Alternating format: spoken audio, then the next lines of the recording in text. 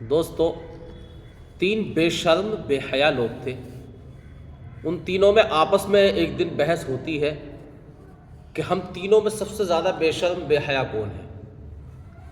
اس بات کو لے کے مقابلہ کرنے کے لیے جب آگے بڑھے تو ان تینوں میں سے ایک شخص نے دیکھا کہ ایک ضعیفہ کمزوری کے عالم میں لاٹھی کے سہارے سے راستے میں چل رہی تھی، جا رہی تھی۔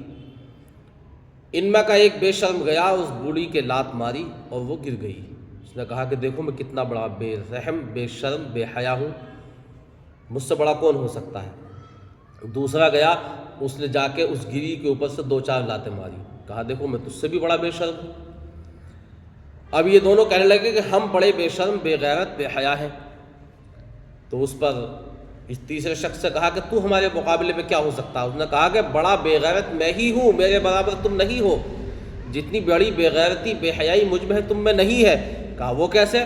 کہ جس کے تو نے پہلے نے جا کے چلتی ہوئی کو گرایا اور دوسرے نے جا کے لات ماری گری ہوئی کے، وہ جانتے ہو کون ہے؟ کہا کون؟ کہا وہ میری ماں ہے۔ میں تم سے اپنی ماں کو پٹتے ہوئے دیکھ رہا ہوں اور لات مارتے دیکھ رہا ہوں، مجھ سے بڑا بے غیرت کون ہو سکتا ہے۔ دوستو، کیا آپ سمجھے اس مثال سے کہ یہ بے غیرتی کی مثال آج کون پیش کر رہا ہے؟ سب سے بڑا بے غیرت تو ہے اسرائیل، اس سے بڑا بے حیا کون ہے؟ امریکہ۔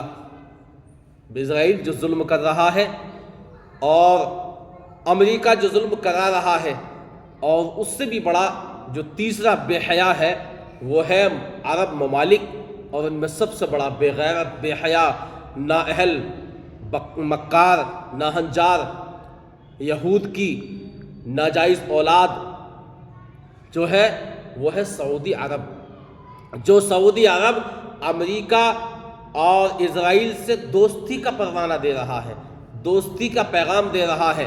وہاں کی مساجد سے، مسجد حرام سے خطبہ دینے والا خبیث خطیب کہتا ہے کہ ہمیں اسرائیل سے تعلقات رکھنے چاہیے، اسرائیل سے تعلقات بڑھانے چاہیے، اور اس کو یہ نہیں دیکھ رہا کہ اسرائیل میرے اپنے عزیز بھائیوں کے ساتھ کیا کر رہا ہے۔ حقیقت یہ ہے کہ اس نے آج تک اسرائیل نے فلسطین کو اپنا بھائی مانا ہی نہیں ہے، کیونکہ وہ جو اس کا اصل باپ ہے یہودی، ان کو اپنا باپ مانتا ہے، اور اس لحاظ سے اسرائیل ہی اس کا باپ ہے۔ دوستو، علامہ مفتی قمر رحمۃ اللہ علیہ نے سچ کہا تھا کہ پڑھتا ہوں تو کہتی ہے خالق کی یہ کتاب ہے مثل یہودی کے سعودی بھی عذاب، اس قوم کے بارے میں قمر کیا لکھے، کعبہ کی کمائی سے جو پیتے ہیں شراب۔